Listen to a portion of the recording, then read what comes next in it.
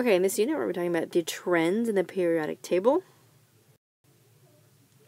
The first trend we're going to talk about is the atomic radius. So if you ever thought about the radius of a circle, which is about from the middle of the circle to the outside, so half the distance of the diameter, it's the same thing in atomic radius, so how big the atom is. And the periodic trend is as you move across the period, the radius decreases. So as you move horizontally towards the noble gases, the trend decreases. And this is due to an increase in the atomic charge. So the atomic number goes up, which means you've got more positive protons in the middle that are pulling in, having a strong pull on those electrons on the outside, so it kind of draws in that electron cloud. As you go down a group, you're increasing in size because you're increasing the number of orbitals that you have.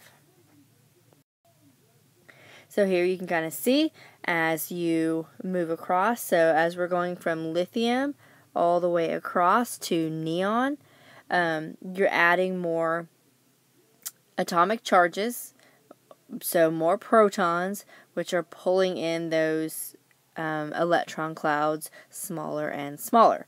And then as you go down, you're adding orbitals. So sodium, for example, has more orbitals than lithium, so it's got a bigger cloud, so it's got a bigger atomic radius. Okay, the ionic radius. So if you remember, an ion is any atom that it has a positive or negative charge. So if you look here at this sodium, this is the regular one. So if we were to take away an electron, there is basically more space for the electrons to kind of scoot in.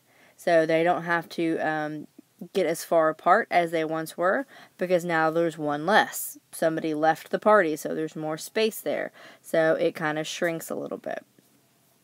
When we're talking about atoms that gain electrons, so chlorine starts out small, and then when you add in an electron, you're making the party more crowded, so they got to scoot apart, and it makes the radius bigger. So if the atom forms an anion, which is, so the negatively charged ones are the anions, the ion increases. This is because the nuclear charge is unchanged, but the electron-to-electron repulsion increases, meaning that there's more electrons now, and they have to push away from each other. And these are the cations over here. Okay, so the trend is the ions decrease as you go across the period, and it's for the same reason that the ionic radius decrease is because you've got more protons pulling in that electric cloud. Group 14. Group 14 is where you could have a positive or negative, so they could gain or lose. So it'll decrease if it loses electrons, and increase if it gains electrons. When you get to group 15 and 16, you've got a large increase. And then this is because of the added repulsion of your adding in the more electrons. So this is a point where you've got nonmetals that are gaining electrons, so the cloud is getting bigger. And then 16, then as you move across those, they decrease in regards to each other, because you again have more atoms or more protons in the nucleus pulling in that electron cloud. So you can see lithium, and then it loses an electron, so its ion gets smaller. And then as you go down, you're still adding orbitals just like we did before, so that's why it gets bigger as you go down. So it gets smaller as you move towards the noble gases and bigger as you move down. And then in the noble gases, or in the nonmetals, you're going to have the small atom and then the larger ion. Okay, the ionization energy is the next trend we're going to talk about. It's the energy required to remove one electron. So this is related to how tightly the electron is held by the nucleus. The higher the ionization energy, the more difficult it is to remove the electron. So some nucleus hold on really tightly. They don't want to give up any electrons, so they're going to have a really high ionization energy. The trend is that it increases across the period, and it decreases as you go down the group. So as it increases across the period, the electrons have the same number of orbitals, so that hasn't changed. And they do not shield each other very well, but the nuclear charge increases. So you're adding more protons, which are holding on more tightly to those electrons that it does have. So the ionization energy goes up.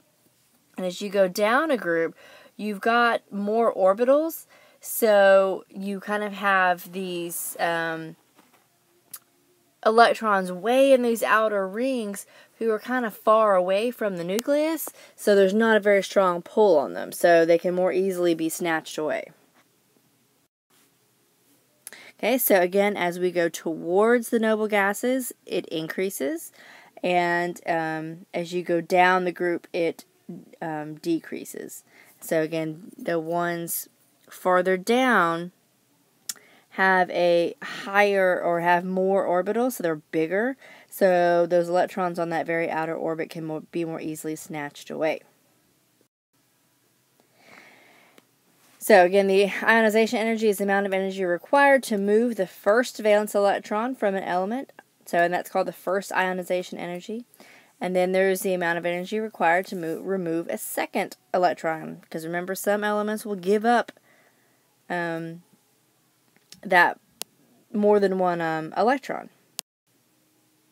So, and then they can even give up a third electron, and this is called the third ionization energy. So it's the energy required for each successive ionization always increases, because as you're removing ions, or you're removing electrons, the cloud is shrinking in, that nucleus has a stronger hold on them, and so it's harder to pull them away. So the more you take away, the harder it's going to get, and the more ionization energy is required. Okay, so these big ones here, these are the noble gases. So you kind of see these. So obviously noble gases are really stable. They don't want to give up any. So they're going to hold on really tight to them. And then as we move across, as we get closer and closer towards the noble gases, you can see how the ionization energy goes up and up and up and up the closer you get to the ionization. And this is, lithium, that's the first row. Here's the second row. So again, as you're moving towards the noble gases, the higher the ionization energy will be. Electronegativity is the measure of the ability of an atom in a chemical compound to attract a bonding pair of electrons. This depends on the number of protons in the nucleus, the distance from the nucleus, and the amount of screening by inner electrons. So we use what's called the Pauling scale, and it basically gives a number to every element that is its ionization number.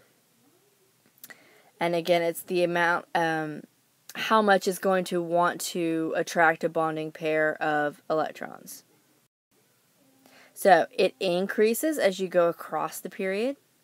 And this is because as you get closer to the noble gases like chlorine, they really, really want an electron. So they're really going to want to bond with something to get it. So their electronegativity increases. Just think of it as being really, really eager to get an electron. Sodium, he doesn't really care that much. He would much rather give it away. So they have a pretty low electronegativity. And as you go down a group, it decreases because you've got more shielding. You've got those bigger radius, they're farther away from the nucleus, and the nucleus doesn't have as much of a hold on them. Electron affinity is the amount of energy released when an atom gains an electron. So if you think about the type of elements that want to gain electrons, those are the nonmetals. So they're going to have a really high electron affinity. Metals, they don't want electrons. They want to give theirs away. So they're going to have a pretty low electron affinity. So this is why halogens, which are right there next to the noble gases, have the highest electron affinity because they only need one more electron, so they're going to be very reactive in order to get that. So as we go towards the noble gases, it increases across the period and decreases as you go down a group. And this is because the greater the distance from the nucleus, the less the attraction on those outer electrons and the easier they are to give away.